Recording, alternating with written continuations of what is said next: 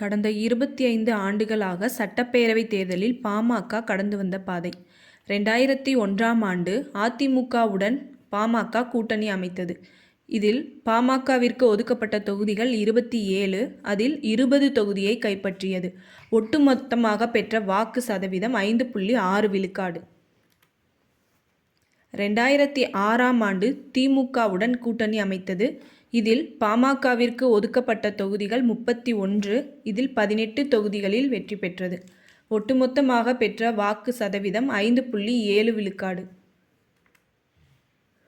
2011ஆம் ஆண்டும் மறுபடியும் திமுகவுடன் கூட்டணி அமைத்தது.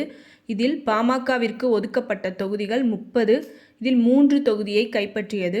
ஒட்டுமொத்தமாக பெற்ற வாக்குகளின் சதவீதம் 5.2 விழுக்காடு. 2016ஆம் ஆண்டு பாமக தனித்து போட்டியிட்டது. 234 தொகுதிகளிலும் போட்டியிட்டு எந்த ஒரு தொகுதியையும் கைப்பற்றவில்லை. ஆனால் பெற்ற ஒட்டுமொத்த வாக்குகளின் சதவீதம் 5.36 விழுக்காடு. 2021ஆம் ஆண்டு அதிமுகவுடன் கூட்டணி அமைத்தது. இதில் பாமகவிற்கு ஒதுக்கப்பட்ட தொகுதிகள் 23. இதில் 5 தொகுதியை கைப்பற்றியது. ஒட்டுமொத்தமாக பெற்ற வாக்குகளின் சதவீதம் 3.80 விழுக்காடு.